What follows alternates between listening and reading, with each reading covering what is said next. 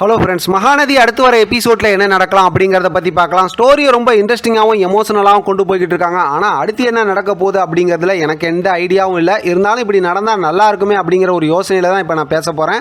இதில் ஏதாவது தப்பு இருந்துச்சுன்னா கண்டிப்பாக என்னை மன்னிச்சிருக்கேன். ஏற்கனவே லாஸ்ட் எபிசோடில் பார்க்கும்போது காவேரி ரொம்ப பயந்து போயிருக்காங்க. அப்படிங்கிறனால விஜய் நீங்கள் எதை நினச்சி பயந்து போயிருக்கேன்னு எனக்கு தெரியல, ஆனால் எதுவாக இருந்தாலும் அதை இக்னோர் பண்ணிடு, நான் எப்பவும் உன்னை விட்டு பிரிய மாட்டேன் அப்படின்னு சொன்னதுனால இப்போ காவேரி கொஞ்சம் சமாதானம் ஆகிட்டாலும் அடுத்த வாரத்துக்கான எபிசோடு எல்லாமே ரொம்ப பெரிய மசாலா கலவையாக தான் இருக்கும். ஏன்னா இவங்களை பொறுத்த வரைக்கும் ஸ்டோரி அடுத்து ஒரு 2-3 வாரத்துக்கு கொண்டு போகிற மாதிரி தான் கான்செப்ட் இப்போதைக்கு மூவ் பண்ணி கொண்டு போகிறாங்க. ஏன்னா அடுத்தடுத்து பரபரப்பாக இவங்களால் கொண்டு போக முடியாது. அடுத்து ஸ்டோரியை மூவ் பண்ணாலும் டக்குன்னு ஸ்டோரியும் முடிஞ்சு போயிடும். நீங்களாம் அடிக்கடி கமெண்ட் செக்ஷனில் சொல்கிற மாதிரி ஸ்டோரியே முடிஞ்சு போயிடும். அதனால் ஏதோ 2 இழுத்து போட்டு அப்படி இப்படின்னு கொண்டு போகணுன்னா இப்போ பார்த்தா குமரன் நடிக்க போயிருக்காரு, செகண்ட் ரவுண்ட் ஆடிஷன் போகிறார் அப்படின்னா அவர் ஒரு செலிபிரிட்டியாக மாறுவார். ஒரு பக்கத்து கங்கா காவேரி மேலே கோவமாக இருக்காங்க. அந்த ஸ்கிரிப்டை வச்சு கொஞ்சம் மூவ் பண்ணாலும் சமாதானம் ஆவாங்கன்னு வச்சுக்கிட்டாலும் இப்போ நிவினோட ஸ்டோரி தான் பார்த்தா கொஞ்சம் இரிட்டேட்டாக இருக்குது.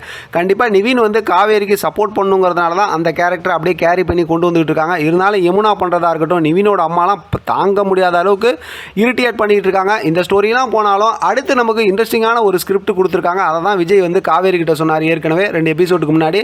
என்னோட பர்த்டேக்கு நீ எனக்கு ஒரு சர்ப்ரைஸ் கொடுக்கணும், அந்த சர்ப்ரைஸ் எப்படி இருக்கணும்னா நீ கடையில் வாங்கியிருக்க கூடாது அப்படிங்கிற மாதிரி சொன்னதுனால இப்போ மென்டல் குரூப்லாம் சேர்ந்து இப்போ காவேரியை பார்த்தா செம்மையாக டார்ச்சர் பண்ணுறாங்க. வெண்ணிலாவை கூட்டிகிட்டு வரணுங்கிற மாதிரி சொல்லிட்டு இருக்காங்க. ஏற்கனவே விஜயும் பார்த்தோம்னா வெண்ணிலாவை எனக்கு ரொம்ப பிடிக்கும் அப்படிங்கிற மாதிரி சொல்லியிருக்காரு. அப்படின்னா இதெல்லாம் வச்சு ஓவராலாக பார்த்தோம் அப்படின்னா ஏற்கனவே என்ன சொன்னாங்க, ராகினி வெண்ணிலா கிட்ட உன்னோட பர்த்டேக்கு நான் ஒரு பெரிய ஒரு சர்ப்ரைஸ் கொண்டு வந்து நிறுத்துவேன்னு சொல்லியிருந்தாங்க.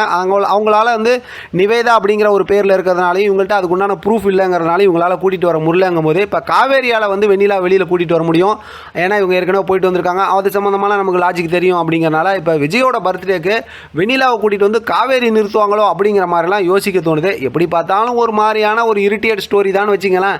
ஆனால் விஜய் காவேரிக்காக நம்ம பார்த்தோம் அப்படின்னா செம்ம ஒரு சூப்பரான எமோஷனல் மூமெண்ட் நம்ம காத்துட்டு இருக்கு. ஆனால் காவேரியை எந்த சூழ்நிலையும் நம்ம விஜய் விட்டு கொடுக்க மாட்டார்.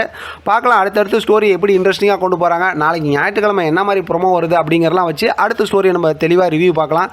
இதை பற்றின உங்களோட கருத்து கமெண்ட் பாக்ஸில் தெரியப்படுத்துங்க. தொடர்ந்து ஆதரவு கொடுங்க. தேங்க்யூ ஃப்ரெண்ட்ஸ், தேங்க்ஸ் ஃபார் வாட்சிங்.